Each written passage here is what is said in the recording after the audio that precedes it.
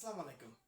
আজ আমরা আলোচনা করব সিম্পল কমপ্লেক্স কম্পাউন্ডের সপ্তম number rule, 7 number rules. Simple সেন্টেন্সের বিকজ অফ অথবা ডিউ টু, কমপ্লেক্স সেন্টেন্সে বিকজ, সিন্স, অ্যাজ, আর কম্পাউন্ড সেন্টেন্সে অ্যান্ড। প্রথমে একটু এখানে ভাঙাচোরা আলোচনা করি। বিকজ অফ অথবা ডিউ টু যেখানে একটা থাকতে পারে, ঠিক আছে। এখানে বিকজ এর পরে কিন্তু অফ থাকবে, ডিউ এর পরে টু থাকবে। কমপ্লেক্স সেন্টেন্সে শুধু বিকজ, সিন্স, অ্যাজ যেখানে একটা থাকতে পারে, কেমন। এখানে কিন্তু শুধু বিকজ। আর কম্পাউন্ড সেন্টেন্সে অ্যান্ড পাশে লেখা আছে কারণ বোঝায়।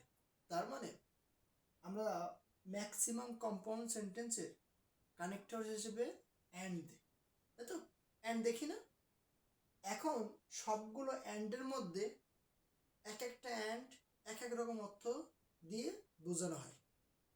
এই রুলসে এই অ্যান্ড কারণ বোঝাবে, কারণ কম্পাউন্ড সেন্টেন্স থেকে কমপ্লেক্স অথবা সিম্পলে আসাটা একটু কঠিন মনে হয়, কারণ আমরা প্রথমে আইডেন্টিফিকেশন করতে পারি না। কিন্তু সিম্পল সেন্টেন্স অথবা কমপ্লেক্স সেন্টেন্সের মার্কারগুলো ইজিলি চিনতে পারি, তাই আমরা বুঝতে পারি যে এটা কমপ্লেক্স সেন্টেন্স, এটা কম্পাউন্ড সেন্টেন্স এবং কোন রুলসে আছে। সো আমাদের এখানে আইডেন্টিফিকেশনটা একটু কঠিন আছে, এজন্য আমি আরও একবার ভেঙে বলি। বিকজ অফ অথবা ডিউ টু এখানে সিম্পল সেন্টেন্স থাকবে, because, since, as complex sentence থাকবে, আর অ্যান্ড হচ্ছে কারণ বোঝাবে কম্পাউন্ড সেন্টেন্সে, কেমন। আচ্ছা, কমপ্লেক্স সেন্টেন্স আমাদের এখানে দেওয়া আছে, সিম্পল এবং কম্পাউন্ড করতে বলা হচ্ছে। কি আছে? As she was ill, she didn't go to school. এই সেন্টেন্সটাকে সিম্পল এবং কম্পাউন্ডে আমরা করব।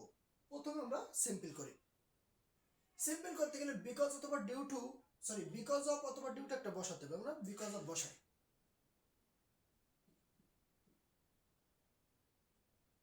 Because of. তারপরে কি করতে হবে? আমরা জানি এটা প্রিন্সিপাল ক্লজ। এটা কি ক্লজ? Principal clause. যেভাবে আছে ওইভাবে থাকবে। ডিপেন্ডেবল ক্লজকে আমরা কি করতে পারি? ভাঙতে পারি। তাহলে আমরা এই ক্লজটাকে ভাঙতে হবে। তো প্রথমত অ্যাসটা উঠে যাবে। তারপরে এখানে যে সাবজেক্ট থাকবে, এই সাবজেক্টের পজিটিভ বসাতে হবে। শির পজিটিভ হচ্ছে হার, তার মানে এখানে দেখে শি, হার, হার। এটা সাবজেক্টিভ, এটা অবজেক্টিভ, এটা পজিটিভ, ঠিক আছে। ওকে, তাহলে আমরা পজিটিভ বসিয়ে নিলাম হার। এখানে যে ভার্বটা থাকবে ওই ভার্বের সাথে আইনজি যুক্ত করতে হবে। যদি অ্যামিজার অজার থাকে তাহলে ওর সাথে তো আইনজি যুক্ত করা যায় না, আর আইনজি যুক্ত করার পরে ওর রূপটা হয় বিং, ঠিক আছে। আর যদি এখানে কোনো অ্যাকশন ভার্ব থাকে, যেমন থাকলো স্ট্যান্ড, তাহলে স্ট্যান্ডিং। তারপর হচ্ছে টেক, টেকিং, রাইট, রাইটিং, এগুলো তো অ্যাকশন ভার্ব। এগুলো থাকলে সরাসরি আইনজি যুক্ত করা যাবে। বাট অ্যামিজার থাকলে কি লিখতে হবে? বিং লিখতে হবে। ওকে, তারপরে যে ওয়ার্ডগুলো থাকবে সেগুলো সরাসরি বসিয়ে দেবো, ইল, তারপরে কমা। ক্লিয়ার? এবার স্বাধীন ক্লজ, স্বাধীন ক্লজ থেকে বসিয়ে দেবো she, she didn't go to school. আমি আরেকবার বলি, কেমন। প্রথমে বিকজ অফ অথবা ডিউ টু বসিয়ে নেব। যে সাবজেক্টটা থাকবে সাবজেক্টের পজিটিভ ফর্ম ইউজ করতে হবে, ঠিক আছে। যে ভার্বটা থাকবে ভার্বের সাথে আইনজি যুক্ত করতে হবে। এখানে তো টু বি ভার্ব আছে, তাহলে টু বি ভার্বের সাথে আইনজি যুক্ত করলে বিং লিখতে হয়। কি লিখতে হয়? বিং। তাহলে আমরা এখানে বিং লিখছি। বাকি সাথে একটু হুবহু বসিয়ে দিতে হবে। তারপর স্বাধীন ক্লজ, স্বাধীন ক্লজের মতন বসে যাবে, ঠিক আছে। এবার কম্পাউন্ড সেন্টেন্স। কম্পাউন্ড সেন্টেন্স করতে গেলে আমাদের কি করতে হবে? অ্যান্ড বসাতে হবে মার্কার হিসেবে, আর দুইটা ইনডেফিনিট ক্লজ ইউজ করতে হবে। আমরা এই ক্লজ থেকে সিম্পল থেকে কম্পাউন্ডে আসি। এটা থেকে আসলে তো এটা বসাই দিলাম, এখানে অ্যান্ড বসাই দিয়ে বাকিটা বসিয়ে দিলাম, সহজ। কিন্তু এখান থেকে আসলে আমাদেরকে রিয়েলটা শিখতে হবে। এখানে বিকজ অফটা তুলে দিলাম, এই হার, হারের সাবজেক্টিভ ফর্ম কি? শি। হারের সাবজেক্টিভ ফর্ম হচ্ছে শি, ঠিক আছে। তারপরে বিং। এখন আমাদের প্রশ্ন, এখন এই বিং মানে আমি অ্যামিজার না অজার কোনটা বসাবো? আমি এটা জানি না, আমার কোশ্চেন এইটা আছে, কোনটা বসাবো? এখন এই বিং এর জন্য আমাকে এই ভার্বটার দিকে খেয়াল করতে হবে, মানে প্রিন্সিপাল ক্লাসের ভার্ব থেকে। যখন আমরা এই ক্লাসের ভার্ব আইডেন্টিফিকেশন করতে পারবো না, তখন প্রিন্সিপাল ক্লাসের ভার্বের অনুযায়ী আমরা এই ভার্ব আইডেন্টিফিকেশন করবো। যখন এই ক্লাসের সাবজেক্ট পাবো না বা বুঝতে পারতেছি না কি হবে বা নাই, তখন আমরা প্রিন্সিপাল ক্লাসের সাবজেক্টটা নিয়ে এখানে বসাবো। তাহলে এখানে ভার্ব আছে V2, তাহলে অবশ্যই এখানে V2 হবে। তার মানে V2 মানে বিং মানে ওয়াজ ওয়্যার, এখানে V1 তার মানে এখানে V1 মানে হচ্ছে অ্যামিজার। তাহলে এবার আমরা এখানে হবে ওয়াজ ওয়্যার, আমাদের এখানে ওয়াজ ওয়্যার যদি হয় সাবজেক্ট কি আছে সিঙ্গুলার, তাহলে ওয়াজ। সাবজেক্ট যদি এখানে প্লুরাল হতো তাহলে কি হতো ওয়্যার বসাতাম। তারপরে কি আছে ইল। আচ্ছা, এরপরে আমাদের কি করতে হবে, একটা ক্লজ মেকার এন্ড আছে, যেটা নির্দিষ্ট ক্লজ মেকার এখানে বসালাম। তাহলে আমরা এই এন্ডটা কিসের কারণে বসালাম, ক্লজ মেকার হিসেবে বসালাম বা কানেক্টেড করতে। এখন এই এন্ডটা দ্বারা কিন্তু পরবর্তী ক্লাসে কারণ বোঝাবে, এটা আমাদের কিন্তু মনে রাখতে হবে।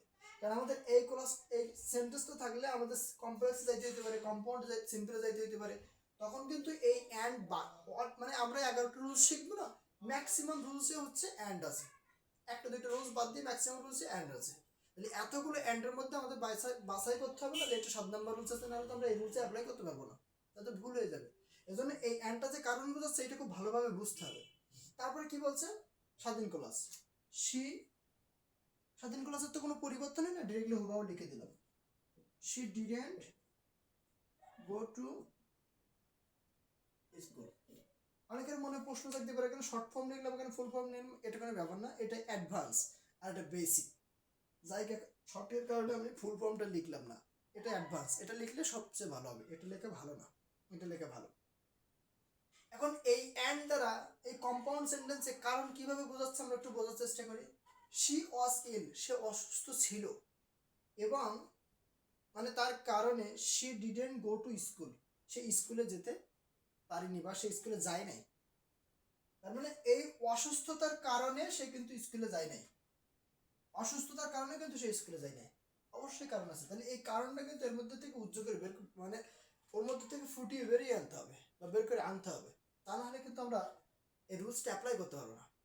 আর আমাদের কাছে এই সিম্পল কম্পাউন্ড কম্পাউন্ড কঠিন লাগে কেন, কারণ আমরা এটার পারফেক্টলি অর্থটা গেস করতে পারি না।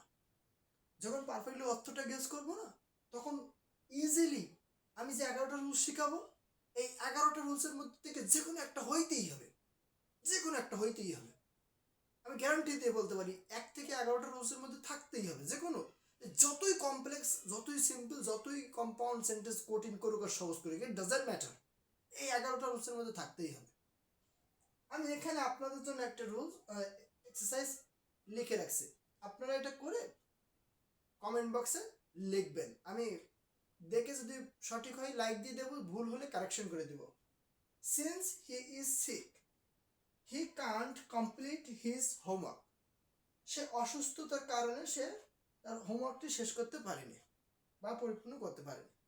তাহলে আমরা টোটাল মিলে খুব সুন্দরভাবে শিখে গেছি। আমরা নেক্সট এপিসোডে আমাদের নেক্সট টপিক নিয়ে বা নেক্সট রুল নিয়ে আমরা আলোচনা করব। ভিডিওটা ভালো লাগলে একটু কষ্ট করে শেয়ার লাইকটা করলে ভালো হয়। আল্লাহ হাফেজ।